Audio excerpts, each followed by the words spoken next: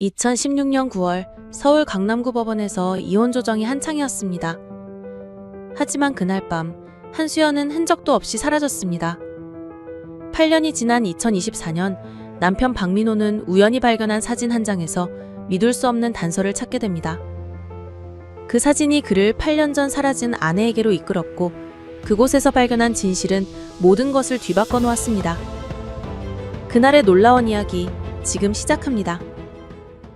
박민호는 2008년 대학교 동창회에서 한수연을 만났습니다. 수연은 당시 26세로 밝고 활발한 성격의 초등학교 교사였습니다. 민호는 회계사로 일하고 있었고 두 사람은 금세 서로에게 호감을 느꼈습니다. 1년간의 교제 후 2009년 결혼했고 2011년에는 딸 지은이가 태어났습니다. 처음 몇 년간은 행복했습니다. 수연은 육아에 전념했고 민호는 열심히 일했습니다. 하지만 2014년부터 두 사람 사이에 균열이 생기기 시작했습니다. 민호의 과도한 업무와 늦은 귀가, 수연의 육아 스트레스가 겹치면서 갈등이 깊어졌습니다. 2015년 여름, 결정적인 사건이 일어났습니다. 민호가 회사 동료와의 술자리에서 밤늦게 귀가했는데 수연이 의심스러운 문자 메시지를 발견한 것입니다. 여자 동료와 주고받은 메시지들이었는데 내용이 업무를 넘어선 것처럼 보였습니다. 수연은 민호를 추궁했지만 민호는 단순한 업무 관계라고 해명했습니다. 하지만 수연의 의심은 쉽게 사라지지 않았습니다. 그때부터 두 사람 사이의 신뢰는 무너지기 시작했습니다. 집안 분위기는 점점 차가워졌고 어린 지은이도 부모의 변화를 느끼고 있었습니다. 2016년 초, 수연은 이혼을 원한다고 말했습니다. 민호는 깜짝 놀랐습니다. 자신은 정말로 불륜을 저지른 적이 없었기 때문입니다. 하지만 수연은 더 이상 믿을 수 없다고 했습니다. 게다가 지은이의 양육권을 자신이 가져야 한다고 주장했습니다. 민호도 물러서지 않았습니다. 자신이 경제적으로 더 안정적이고 수연이 감정적으로 불안정하다고 주장했습니다. 양육권 분쟁은 점점 격렬해졌습니다. 두 사람 모두 변호사를 고용했고 법정 다툼이 시작되었습니다. 여름이 되면서 상황은 더욱 악화되었습니다. 수연은 지은이와 함께 친정으로 가서 살기 시작했습니다. 민호는 아이를 만날 수 있는 면접 교섭권을 요구했지만 수연은 이를 거부했습니다. 두 사람 사이의 감정은 극도로 나빠졌습니다. 그런데 8월부터 수연 주변에 이상한 일들이 일어나기 시작했습니다. 누군가가 수연을 따라다니는 것 같았습니다. 집 앞에서 수상한 남자를 목격했다는 이웃들의 증언도 있었습니다. 수연은 민호가 사립탐정을 고용해서 자신을 감시한다고 생각했습니다. 하지만 민호는 그런 일을 한 적이 없다고 부인했습니다. 수연은 더욱 불안했고 심지어 휴대폰 번호도 바꿨습니다. 친정부모도 수연의 안전을 걱정하기 시작했습니다. 법원에서의 조정 과정도 순탄치 않았습니다. 9월 15일, 마지막 조정기일이 예정되어 있었습니다. 하지만 수연은 법원에 나타나지 않았습니다. 민호와 변호사들은 몇 시간을 기다렸지만 수연은 오지 않았습니다. 연락도 되지 않았습니다. 이상하다고 생각한 민호는 친정에 연락했습니다. 그런데 수연의 어머니도 딸과 연락이 안 된다고 했습니다. 전날 밤 지은이를 재우고 나서 잠깐 나간다고 했는데 그 후로 돌아오지 않았다는 것입니다. 휴대폰도 꺼져 있었고 지은이는 할머니 집에 혼자 남겨져 있었습니다. 이상 징후를 느낀 가족들은 즉시 경찰에 신고했습니다. 경찰 수사가 시작되었습니다. 수연의 최후 행적을 추적한 결과 그녀가 9월 14일 저녁 8시경 집 근처의 편의점에서 목격된 것이 마지막이었습니다.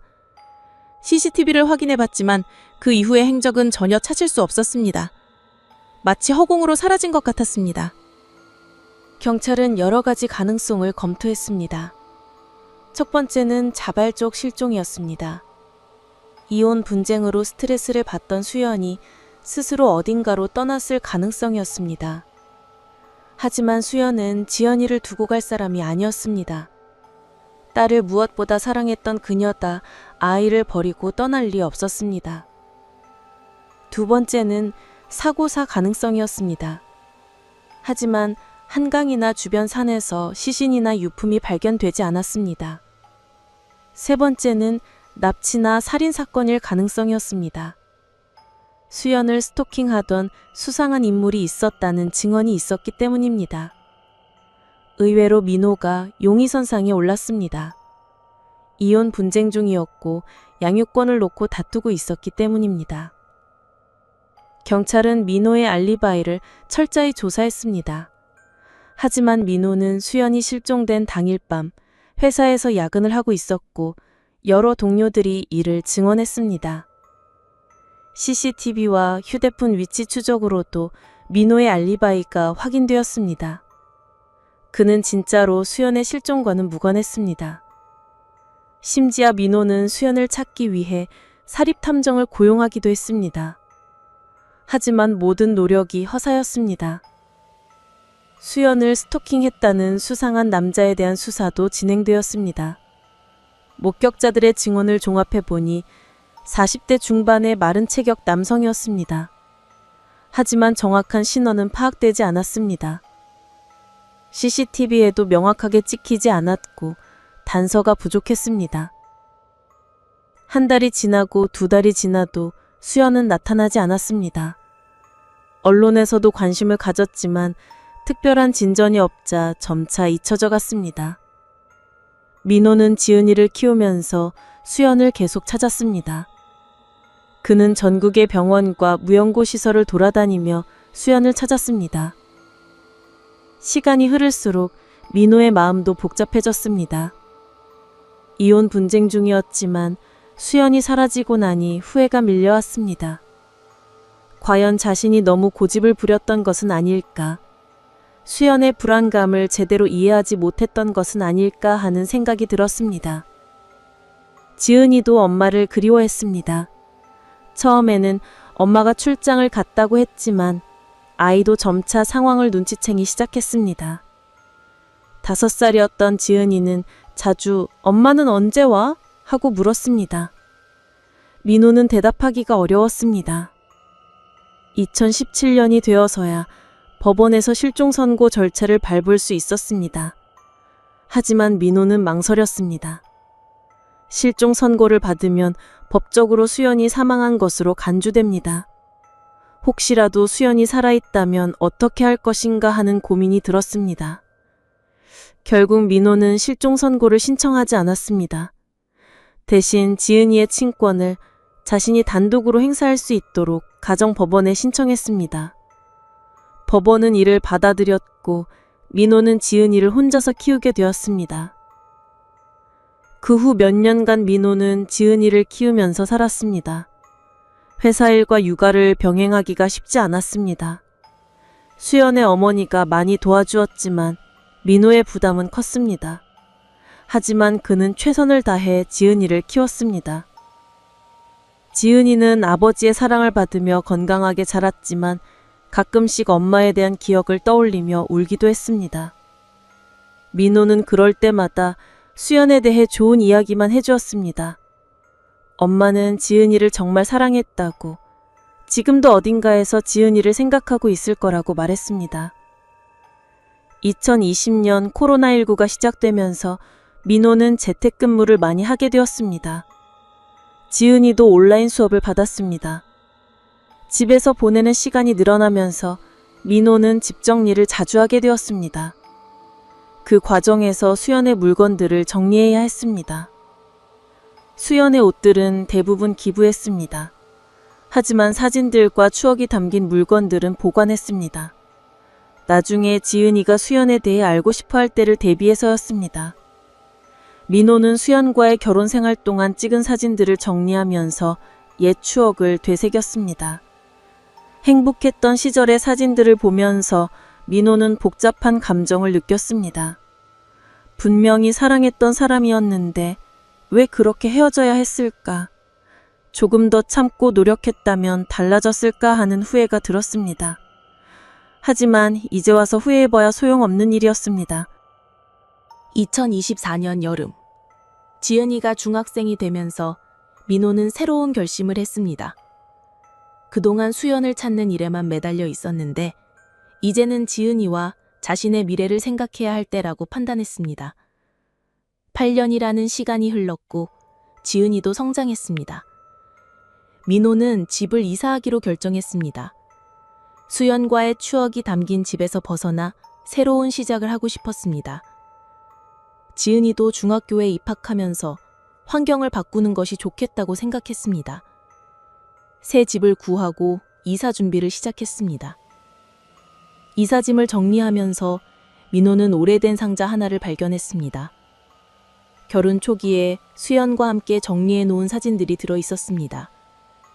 대부분은 이미 본 사진들이었지만 상자 맨 아래에서 낡은 사진첩 하나를 발견했습니다. 그 사진첩에는 수연이 교사 시절 찍은 사진들이 있었습니다.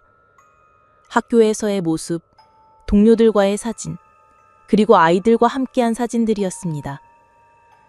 민호는 그 사진들을 하나하나 넘겨보면서 수연을 그리워했습니다. 그런데 한 사진에서 민호의 손이 멈췄습니다. 수연이 동료 교사들과 함께 어딘가로 여행을 간 사진이었습니다. 배경에 특이한 건물이 보였습니다. 한옥 스타일의 펜션 같았는데 간판에 솔리펜션이라는 글씨가 희미하게 보였습니다. 그런데 이상하게도 민호는 그 간판이 매우 익숙하게 느껴졌습니다. 어디서 본 것 같은데 기억이 나지 않았습니다. 민호는 그 사진을 자세히 들여다봤습니다. 펜션 옆에 작은 카페가 있었고 그 앞에 독특한 모양의 우체통이 있었습니다. 나무로 만든 부엉이 모양의 우체통이었습니다. 갑자기 민호의 머릿속에 번개처럼 기억이 스쳤습니다. 몇 년 전 지은이와 함께 드라이브를 하다가 우연히 지나친 곳이었습니다. 지은이가 부엉이 우체통을 보고 신기해했던 기억이 났습니다. 강원도 어딘가였는데 정확한 위치는 기억나지 않았습니다. 하지만 민호는 굳이 그 장소를 찾아갈 이유를 느끼지 않았습니다. 그냥 수연이 예전에 다녀온 여행지일 뿐이었으니까요. 사진첩을 덮고 이사짐 정리를 계속했습니다. 그런데 그날 밤 민호는 이상한 꿈을 꾸었습니다. 꿈에서 수연이 나타났습니다. 그런데 수연이 그 솔리 펜션 앞에 서 있었습니다. 수연은 민호를 보고 웃고 있었는데 뭔가 말하려고 하는 것 같았습니다.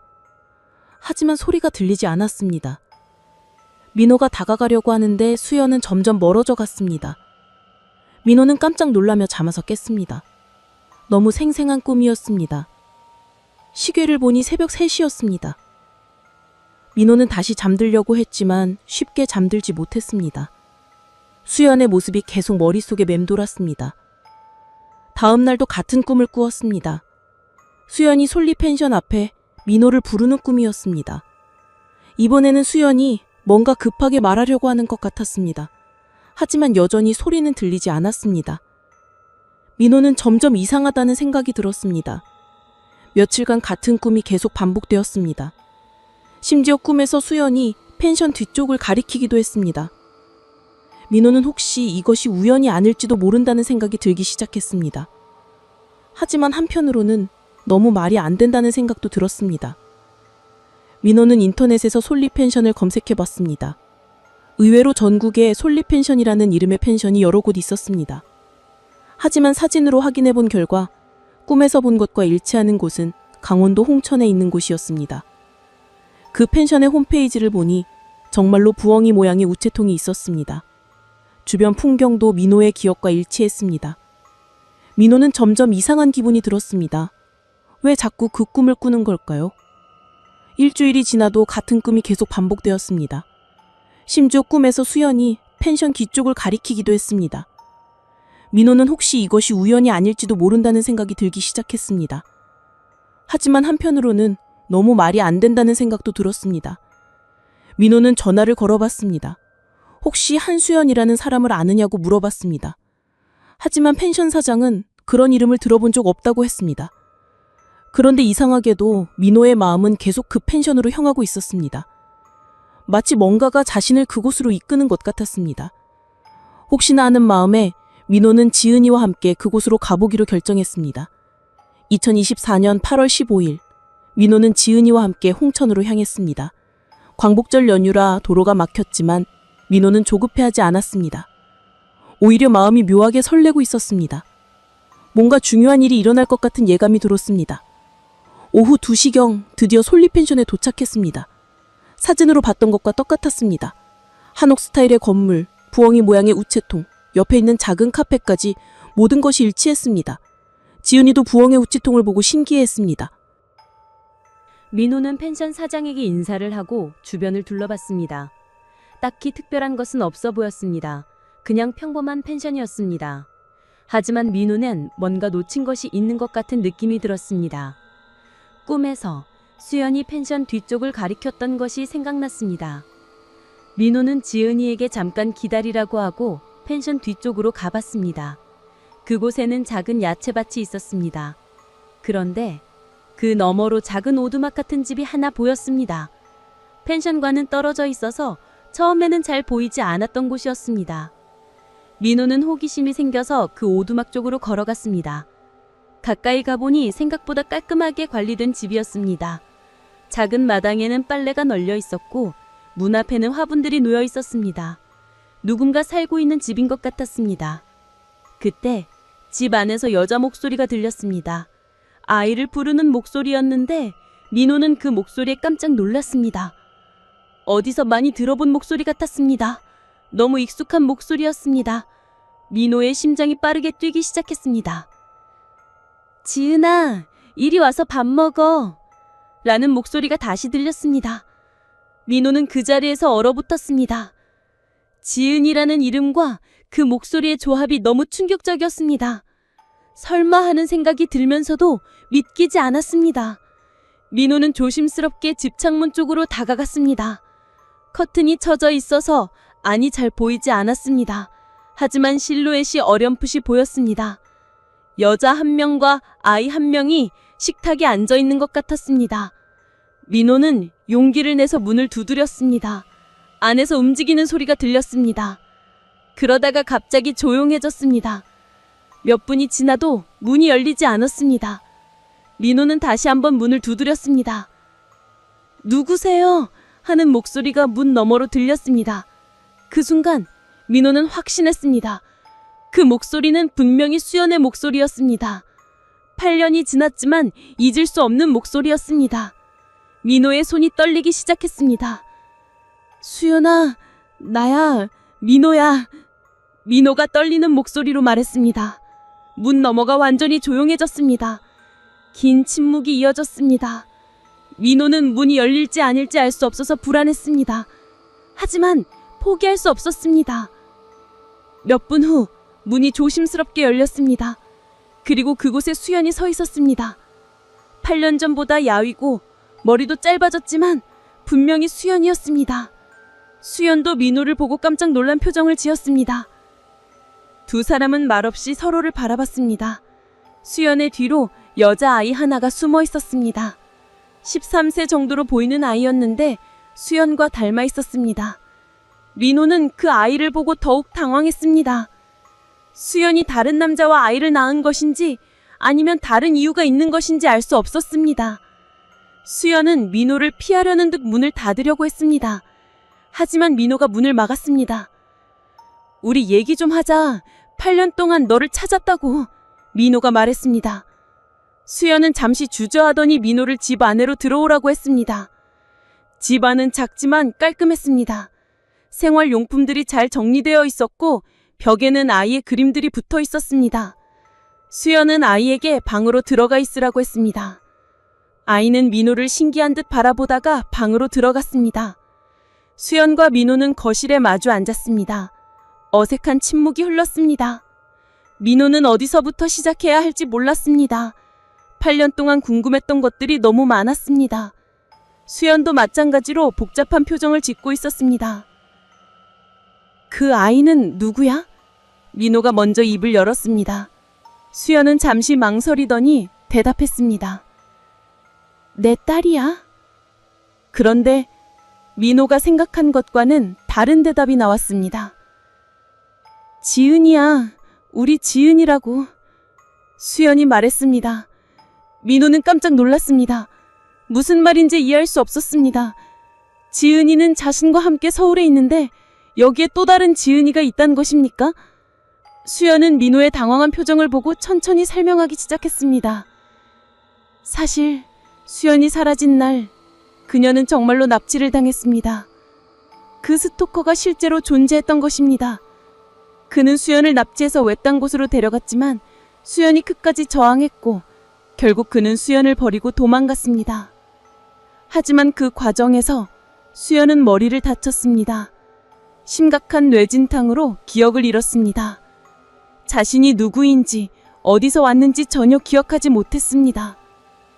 산속에서 쓰러져 있던 그녀를 한 할머니가 발견해서 구해주었습니다. 할머니는 수연을 자신의 집으로 데려와 돌봐주었습니다. 하지만 수연은 기억을 잃어버린 상태였습니다. 할머니는 경찰에 신고하려고 했지만 수연이 극도로 불안했습니다. 누군가를 무서워하는 것 같았습니다. 할머니는 일단 수연이 기억을 회복할 때까지 기다리기로 했습니다. 하지만 몇 달이 지나도 수연의 기억은 돌아오지 않았습니다. 대신 수연은 자신이 임신했다는 사실을 알게 되었습니다. 납치범에게 당한 일의 결과였습니다. 수연은 큰 충격을 받았습니다. 기억도 없는데 아이까지 임신했다니 절망적이었습니다. 하지만 할머니는 수연을 끝까지 돌봐주었습니다. 아이를 낳고 키울 수 있도록 도와주었습니다. 그렇게 2017년 수연은 딸을 낳았습니다. 할머니는 수연에게 새로운 신분을 만들어 주었습니다.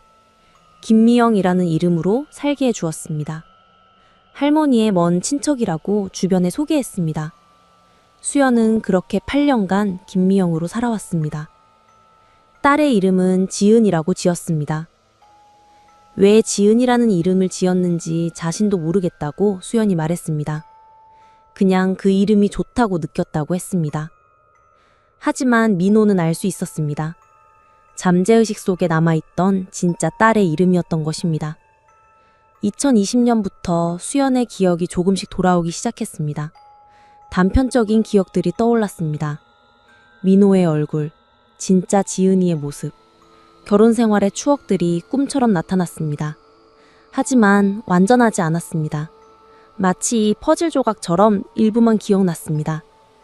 수연은 혼란스러웠습니다.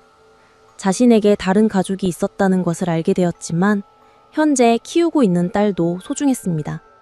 게다가 8년이라는 시간이 너무 오래 지났습니다. 지금 와서 돌아가면 모든 것이 달라져 있을 거라고 생각했습니다. 무엇보다 수연은 두려웠습니다. 자신이 당한 일을 민호가 알게 되면 어떻게 생각할까? 다른 남자의 아이를 키우고 있다는 것을 받아들일 수 있을까? 그런 고민들 때문에 수연은 돌아가지 못했습니다. 할머니도 2022년에 돌아가셨습니다. 수연은 혼자서 딸을 키우며 살아왔습니다. 펜션에서 청소 일을 하면서 생활했습니다. 펜션 사장도 수연의 사정을 알고 도와주었습니다. 그렇게 조용히 살아오던 중에 민호가 나타난 것입니다. 민호는 수연의 이야기를 들으며 복잡한 감정을 느꼈습니다. 8년간 수연을 원망하기도 했는데 사실은 이런 사연이 있었던 것입니다. 자신이 얼마나 무책임한 생각을 했는지 반성이 되었습니다. 수연이 얼마나 힘들었을지 상상이 되었습니다. 그런데 진짜 지은이는 어떻게 되는 거야? 민호가 물었습니다. 수연은 울음을 터뜨렸습니다. 지은이를 그리워하지 않은 날이 없었다고 했습니다. 하지만 지금 와서 돌아가면 지은이도 혼란스러워할 거라고 생각했다고 했습니다. 민호는 수연에게 진짜 지은이를 만나보라고 제안했습니다. 지은이도 엄마를 그리워하고 있다고 말했습니다. 8년이 지났지만 늦지 않았다고, 가족이 다시 만날 수 있다고 설득했습니다. 수연은 망설였지만 결국 동의했습니다. 며칠 후 수연은 두 번째 지은이와 함께 서울 왔습니다. 진짜 지은이와의 만남이 이루어졌습니다. 처음엔 어색했지만 곧 진짜 모녀의 정을 확인할 수 있었습니다. 13세가 된 지은이는 엄마를 기억하고 있었습니다. 하지만 상황은 복잡했습니다. 수연에겐 또 다른 딸이 있었습니다. 8살 된 두 번째 지은이였습니다. 이 아이를 어떻게 할 것인가가 문제였습니다. 버릴 수는 없었습니다. 8년간 치워온 정이 있었고 아이에게는 죄가 없었습니다. 민호는 고민 끝에 결정을 내렸습니다. 두 지은이를 모두 키우겠다고 했습니다. 법적으로는 복잡하겠지만 가족으로 받아들이겠다고 했습니다. 수연은 민호의 마음에 감동했습니다. 이런 상황을 받아들여주는 것이 쉬운 일이 아니었기 때문입니다. 하지만 진짜 지은이는 처음에 두 번째 지은이를 받아들이기 어려워했습니다. 8년간 엄마를 독차지하지 못했는데 이제 와서 또 다른 아이와 나눠야 한다는 것이 서운했습니다. 하지만 시간이 지나면서 자매애가 싹트기 시작했습니다. 2024년 가을, 네 식구는 함께 새로운 집에서 살기 시작했습니다.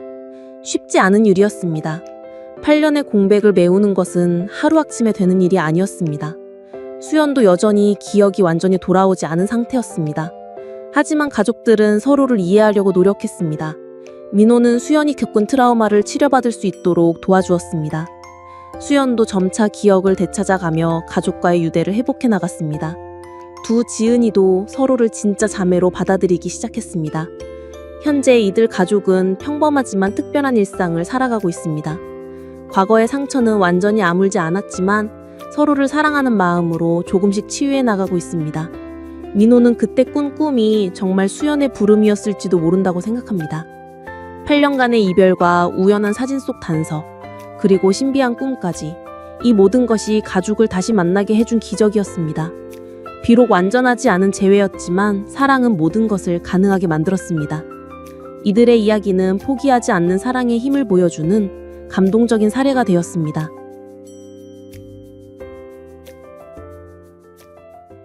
인간의 가장 깊은 욕망은 무엇일까요?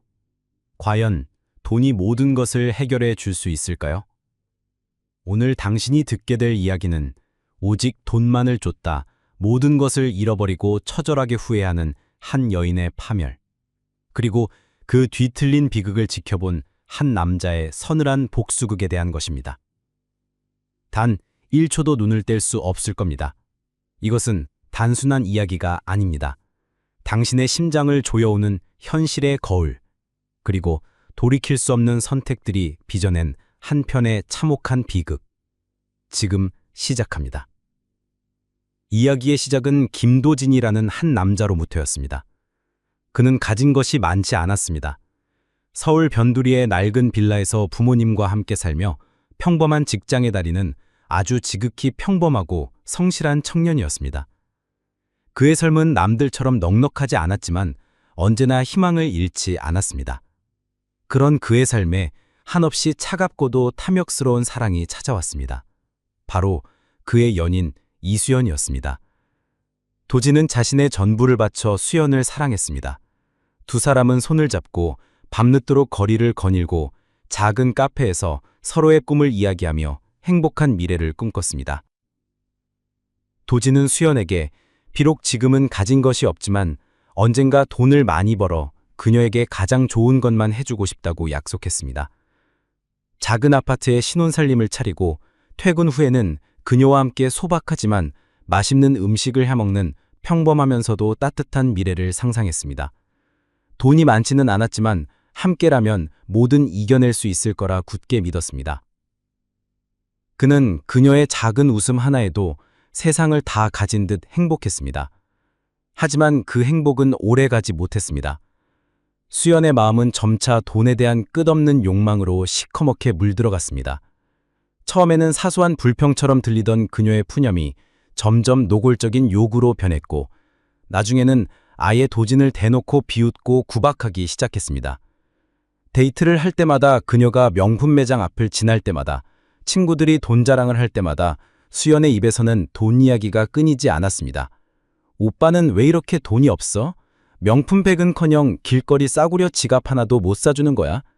내 친구는 벌써 강남에 집 보러 다닌다던데 우린 언제까지 이런 쥐꼬리만한 월급으로 연명해야 해? 난 이런 비참한 삶은 못 살아. 오빠 때문에 내 인생 망치는 것 같아. 그녀의 말들은 날카로운 칼날처럼 도진의 심장을 갈랐습니다. 처음엔 미안한 마음에 어떻게든 그녀의 기분을 맞춰주려 애썼습니다. 없는 살림에 무리해서 비싼 레스토랑에 가기도 하고 몇 달치 월급을 꼬박 모아 그녀가 갖고 싶어하는 작은 명품 지갑을 선물하기도 했습니다. 하지만 그녀의 불만은 끝이 없었습니다. 수연의 눈에는 도진의 진심 어린 사랑 대신 오직 돈만 보였습니다. 도진은 서서히 지쳐갔습니다. 그녀가 자신을 진심으로 사랑하는지 의심하기 시작했습니다. 과연 그녀에게 자신은 어떤 의미였을까? 사랑하는 남자친구였을까? 아니면 돈벌이 기계였을까? 이런 의문들이 그의 마음을 아프게 짓눌렀습니다. 그는 혼란스러웠습니다. 한편으로는 그녀의 물질적인 욕심에 지쳐가면서도 다른 한편으론 그녀를 향한 깊은 사랑을 쉽사리 버릴 수 없었습니다. 그는 수연에게 더 좋은 것을 해주고 싶은 마음에 밤낮으로 일했습니다. 잠도 줄여가며 투잡을 뛰었고 주말도 없이 일을 했습니다. 그의 몸은 고되게 혹사당했지만 오직 수연과의 행복한 미래만을 생각하며 이를 악물었습니다. 그는 그녀의 모든 비난을 묵묵히 견디며 언젠가 자신의 진심이 그녀에게 닿기를 바랬습니다. 도지는 매일 반복되는 고된 삶 속에서 벗어나기 위해 한 가지 작은 희망을 품고 있었습니다. 그곳은 바로 로또 복권이었습니다. 매주 퇴근길에 습관처럼 로또 판매점에 들러 복권 한 장을 사는 것이 그의 유일한 낙이었습니다. 그는 언제나 꿈을 꿨습니다. 만약 로또에 당첨된다면 가장 먼저 수연에게 좋은 집을 사주고 마음껏 사고 싶은 것을 사게 해주리라고 말입니다. 그리고 그날 그의 간절한 소망이 현실이 되는 기적 같은 일이 일어났습니다. 그는 평소처럼 복권 한 장을 샀고 아무 생각 없이 집에 돌아와 TV를 켜고 당첨 번호를 확인했습니다. 처음엔 자신의 눈을 믿을 수 없었습니다.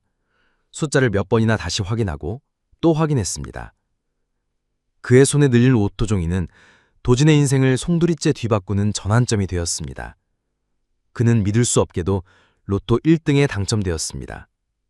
그 액수는 상상조차 할 수 없는 수십억 원에 달했습니다. 거액의 당첨금은 마치 사막에 내린 단비처럼 그의 메마른 인생을 단숨에 적셨습니다. 심지어 그에겐 이 돈은 단순한 종이 조각이 아니었습니다. 그에게는 비참했던 과거를 씻어내고 더 이상 수연에게 돈으로 구박받지 않을 수 있는 유일하고 절대적인 수단이었습니다. 도진은 로또 당첨 확인서를 품에 안고 며칠 밤낮을 잠 못 이루었습니다. 수연에게 당장 달려가 이 사실을 알리고 이제 더 이상 돈 때문에 힘들지 않을 거라고, 이제 모든 걸 해줄 수 있다고 말해주고 싶었습니다. 그녀가 얼마나 기뻐할까 상상만 해도 입가에 미소가 지어졌습니다.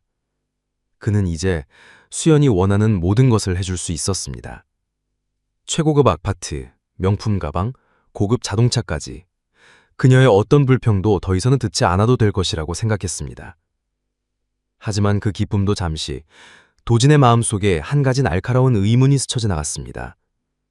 과연 수연은 이 돈 때문에 나를 사랑하는 것일까? 아니면 진심으로 나 자체를 사랑하는 것일까?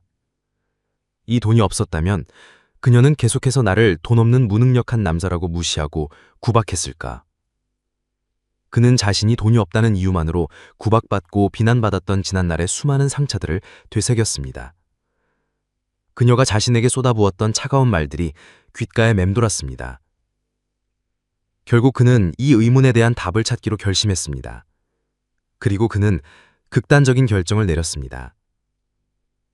수연에게 로또 당첨 사실을 말하지 않기로 결정했습니다. 그는 조용히 당첨금을 수령하고 그 돈을 자신만의 방식으로 관리하기 시작했습니다. 그는 그녀의 주변에서 마치 그림자처럼 그녀를 지켜보며 그녀의 진심을 확인하기로 마음먹었습니다. 돈 때문에 자신을 사랑하는 것이 아니라 진정으로 도진 자신을 사랑하는 것인지 말입니다. 숨겨진 진짜 이유는 바로 이것이었습니다. 물론 그 과정은 쉽지 않았습니다. 수십억 원의 돈이 통장에 들어왔지만 그는 여전히 수연 앞에서는 예전처럼 가난한 남자 행세를 해야 했습니다. 수연의 돈 구박은 날이 갈수록 심해졌습니다.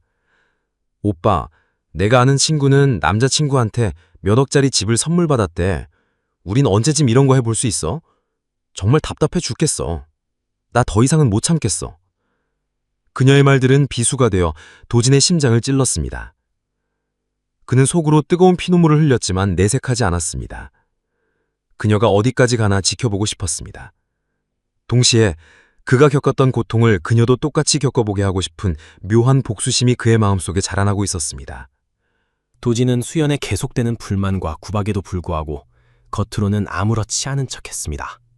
그는 여전히 사랑하는 남자친구처럼 그녀의 곁에 있었습니다. 하지만 그의 마음속은 이미 차갑게 식어가고 있었습니다. 그는 수연이 언제까지 자신을 돈으로만 평가할지 궁금했습니다. 그리고 드디어 그 한계가 다가왔습니다. 수연의 욕망은 끝이 없었고 그녀의 말은 갈수록 더 날카롭고 잔인해졌습니다. 오빠는 정말 쓸모없어. 내가 왜 이런 오빠랑 만나고 있는지 모르겠네. 그냥 로봇 청소기가 더 유용할 것 같아. 이런 식의 모욕적인 말들이 일상처럼 쏟아졌습니다. 도지는 고통스러웠지만 이를 악물고 참았습니다. 그의 속은 이미 만신창이가 되어 있었지만 표정 하나 바꾸지 않았습니다. 그는 그녀가 이 시험에서 어떤 결과를 보일지 궁금했습니다. 그녀의 진정한 얼굴이 무엇인지 보고 싶었던 것입니다. 어느 날 수연은 강남의 고급 편집샵에서 명품 가방을 구경하고 있었습니다. 그녀의 눈은 반짝였지만 점원은 그녀를 그다지 대수롭지 않게 여겼습니다. 수연은 분을 참지 못하고 도진에게 전화를 걸어 당장 돈을 보내라고 난리를 쳤습니다. 지금 당장 이 가방 살 돈 보내! 안 보내면 오빠랑 끝이야! 평생 후회하게 해줄 거야! 도진은 이미 수억 원의 돈을 통장에 가지고 있었지만 조용히 미안해. 지금은 그럴 돈이 없어. 라고 말했습니다. 그녀는 전화를 끊고 난동을 부렸습니다. 결국 매장에서 쫓겨난 수연은 분에 못 이겨 도진을 찾아왔습니다. 그녀는 도진의 집 앞에서 그에게 온갖 악담을 퍼부었습니다. 꼴의 남자라고 이런 돈도 없는 주제에 날 만나? 나랑 헤어지면 너 같은 쓰레기는 평생 혼자 늙어 죽을 거야. 도진은 묵묵히 그녀의 비난을 들었습니다. 그는 이미 모든 것을 알고 있었습니다. 그녀가 자신을 돈으로만 평가한다는 것을. 그리고 그 사실은 더 이상 그의 마음을 아프게 하지도 않았습니다. 수연의 비난은 마침내 도를 넘어섰습니다. 도진은 결국 더 이상 참을 수 없었습니다. 그는 조용히 그녀를 차가운 눈빛으로 바라보았습니다. 그의 눈에는 이미 사랑 대신 체념과 멸시가 가득했습니다. 수연은 그의 그런 눈빛에 오히려 더 격분했습니다. 왜? 할 말 없어? 오빠가 아무것도 아니라는 거 나도 다 알아. 이제 더 이상 나한테 희망 같은 거 주지 마. 지긋지긋해. 오빠랑은 더 이상 못 살아. 우리 헤어져. 그녀의 이별 선언은 날카로운 비수가 되어 도진의 심장을 또 한 번 갈랐습니다. 하지만 이번에는 달랐습니다. 그의 심장은 이미 차갑게 식어 있었기 때문에 더 이상 큰 충격을 받지 않았습니다. 오히려 그에게는 고통 속에서 벗어날 수 있다는 안도감이 밀려왔습니다. 도진은 조용히 고개를 끄덕였습니다. 그는 단 한마디도 반박하지 않았습니다. 로또 당첨 사실도 그의 통장에 들어있는 수십억 원의 돈에 대해서도 단 한마디도 하지 않았습니다. 그는 그녀에게 아무것도 이야기하지 않은 채 그녀의 이별 통보를 받아들였습니다. 수연은 그런 도진의 모습에 더 화가 났습니다. 뭐야, 이렇게 허무하게 헤어지자는 거야? 오빠는 내가 이렇게 힘들어하는 걸 알면서도 아무렇지도 않아? 마지막까지 이렇게 비참하게 굴 거야? 그녀의 목소리에는 믿을 수 없다는 분노와 함께 모욕감이 서려 있었습니다. 도진은 여전히 침묵했습니다. 그의 침묵은 그녀에게 더욱 큰 분노와 모욕감을 안겨주었습니다. 수연은 분을 참지 못하고 미친 듯이 소리치며 그에게 손찌검을 했습니다. 그녀는 도진의 얼굴을 핥히고 가슴을 주먹으로 내리쳤습니다. 마치 악귀라도 씌인 듯이 맹렬하게 공격했습니다. 도진은 그녀의 손을 잡고 조용히 그러나 단호하게 말했습니다. 내가 원하는 대로 해줄게. 더 이상 나 때문에 힘들지 않게 해줄게. 네 눈에 내가 그렇게 무능하고 한심한 존재라면 이제 그 그림자에서 완전히 벗어나게 해줄게. 평생 나를 볼 일 없을 거야. 그러니 행복하게 살아. 이 말은 그녀에게 도진의 마지막 배려이자 그들이 맺었던 관계에 대한 마지막 작별 인사였습니다. 그리고 도진은 비를 맞으며 조용히 그녀의 곁을 떠났습니다. 비도 돌아보지 않았습니다. 그의 눈에는 이미 아무런 미련도 남아있지 않았습니다. 그의 뒷모습은 차가운 결단으로 가득 차 있었습니다. 수연은 도진이 떠난 후에도 한참을 그 자리에 서 있었습니다. 그녀는 도진이 자신을 붙잡을 줄 알았지만 그는 단 한마디도 없이 그녀를 떠났습니다. 그녀는 믿을 수 없었습니다. 자신의 발밑을 기어다니던 남자, 자신이 평생 구박하던 남자가 이렇게 태연하게 자신을 버리고 떠날 줄은 상상조차 하지 못했습니다. 그녀는 분노했습니다. 자신을 끝까지 비참하게 만들었다고 생각했습니다. 그녀는 자신이 얼마나 큰 것을 놓쳤는지 아직은 상상조차 하지 못했습니다. 아니, 그녀의 오만함과 탐욕스러운 시야는 도진이 자신에게 베푼 마지막 배려와 숨겨진 진실을 감히 상상조차 하지 못하게 했습니다. 이 비오는 밤, 그녀의 잔인한 선택은 돌이킬 수 없는 운명을 불러왔습니다. 그녀는 이제 철저히 홀로 남겨졌습니다. 스스로 선택한 외로운 길에서 그녀의 오만함은 그녀의 발목을 잡을 것이었습니다. 그 후 도진의 삶은 빠르게 변화하기 시작했습니다. 그는 다니던 회사를 과감하게 그만두었습니다. 그리고 로또 당첨금 수십억 원을 종잣돈 삼아 자신의 사업을 시작했습니다. 그의 탁월한 사업 감각과 지난 세월 겪었던 뼈아픈 경험이 합쳐지자 그의 사업은 말 그대로 거침없이 성장했습니다. 그는 밤낮 없이 사업에 몰두했습니다. 지난날 수연에게 구박받으며 흘렸던 눈물을 성공의 밑거름 삼아 미친 듯이 달렸습니다. 불과 몇 년 만에 도진은 세상이 부러워하는 성공한 젊은 사업가가 되었습니다. 그는 더 이상 과거에 평범하고 구박받던 김도진이 아니었습니다. 그는 강남의 최고급 오피스텔에 살고 최고급 외제차를 몰며 이름만 대면 알만한 대기업의 CEO들과 어깨를 나란히 했습니다. 그의 이름 앞에는 언제나 성공한 청년 사업가, 젊은 CEO와 같은 수식어가 따라붙었습니다. 사람들은 그의 능력과 그의 부를 칭송했습니다. 그는 이 모든 것을 이뤄냈지만 여전히 겸손했습니다. 그의 성공은 철저히 베일에 가려져 있었습니다. 대중 앞에 나서기를 극도로 꺼려했고 언론에 노출되는 것을 피했습니다. 아무도 그의 과거를 짐작조차 할 수 없었죠. 도진은 자신의 성공을 드러내지 않고 조용히 움직였습니다. 그는 과거 자신을 무시했던 이들에게 복수하려는 욕망에 사로잡혀 있었지만 그것은 직접적인 복수가 아니었습니다. 특히 수연에게는 더욱 그랬습니다. 그는 자신의 성공을 대중에게 과시하기보다 그녀가 자신을 버린 것을 영원히 후회하게 만드는 아주 잔혹하고도 섬뜩한 복수를 계획하고 있었습니다. 그는 언젠가 수연이 자신의 추락한 현실에서 고통받으며 자신이 놓쳐버린 기회에 대해 뼈저리게 후회할 날을 기다렸습니다.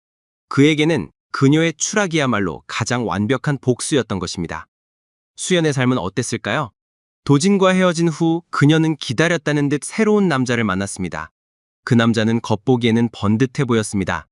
강남의 좋은 아파트에 살고 외제차를 몰았으며 명품도 사줄 능력이 있어 보였습니다. 수연은 이번에는 돈 때문에 힘들 일은 없을 거라고 안심했습니다. 마침내 자신의 욕망이 채워지는 것 같았습니다. 그녀는 새로 만난 남자의 재력을 등에 업고 과거 자신이 돈이 없어서 누리지 못했던 것들을 미친 듯이 누리기 시작했습니다. 친구들 앞에서 비싼 명품을 자랑하고 고급 레스토랑에서 매일같이 식사를 했습니다. 그녀의 SNS는 화려함으로 도배되었고 그녀의 자만심은 하늘을 찔렀습니다. 그녀는 마치 자신이 모든 것을 가졌다고 착각하는 듯 했습니다. 도진 같은 가난뱅에게서 벗어난 것이 인생 최고의 행운이라고 생각했습니다.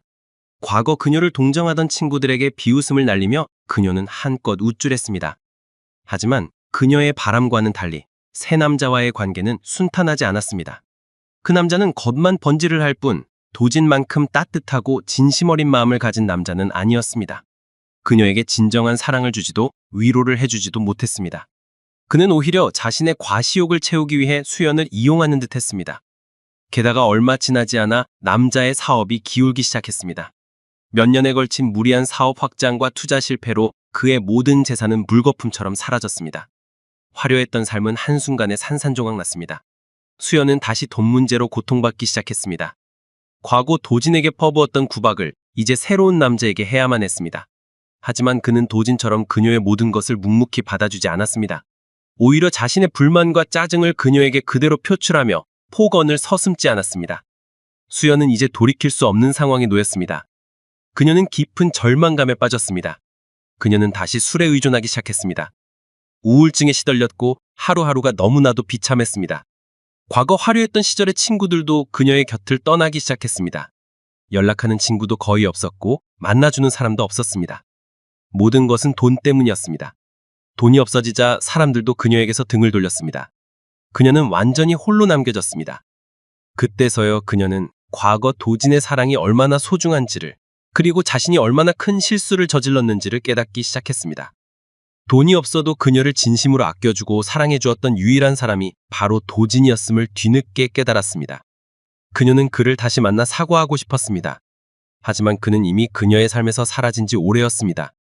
연락처도 알 수 없었고 어디서 무엇을 하는지도 알 길이 없었습니다. 그녀는 자신을 버린 것은 도진이 아니라 바로 자신이었다는 사실을 서서히 깨달아갔습니다. 그녀의 후회는 점점 커져갔습니다. 자신이 가진 가장 소중한 것을 돈 때문에, 어리석은 욕심 때문에 스스로 놓쳐버렸다는 것을요. 그러나 이 후회는 시작에 불과했습니다. 진짜 문제는 여기서부터 시작되는 것이었습니다. 수연은 다시 돈 문제로 지독하게 시들리게 되었습니다. 그녀가 만났던 남자는 결국 모든 것을 잃고 도망쳤고 그녀마저 빚에 허덕이는 신세가 되었습니다. 하루아침에 모든 것을 잃게 된 그녀는 생계를 위해 온갖 허드렛 일을 마다하지 않게 되었습니다. 과거 그녀가 한껏 비웃던 아르바이트를 전전하며 하루하루를 버텨냈습니다. 그녀의 손은 거칠어졌고 얼굴에는 피곤과 후회가 가득했습니다. 과거 그녀가 명품 옷을 입고 다니던 백화점에서 청소일을 하며 구박받는 신세가 되었습니다.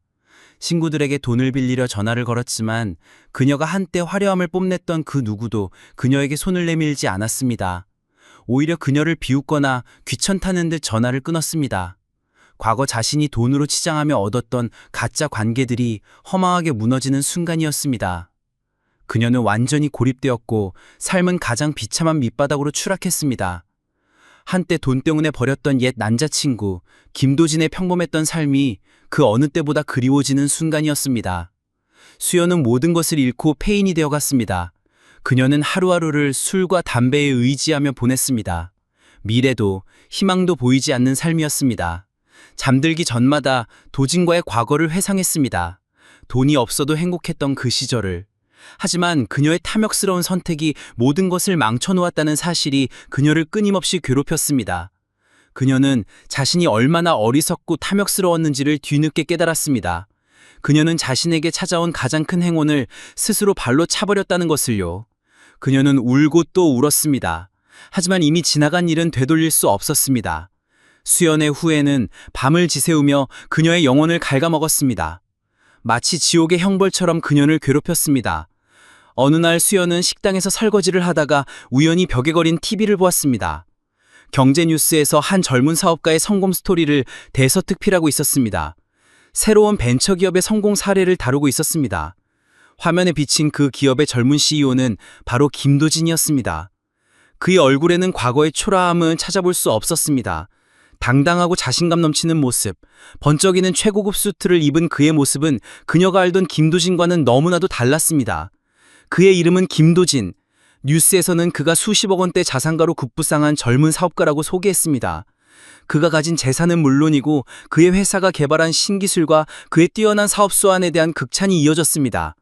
수연은 설거지하던 고무장갑을 벗어 던지고 TV 앞으로 달려갔습니다. 자신의 눈을 비비고 또 비볐습니다. 아무리 봐도 김도진이었습니다. 그녀는 충격에 휩싸였습니다. 수십억 원? 젊은 CEO?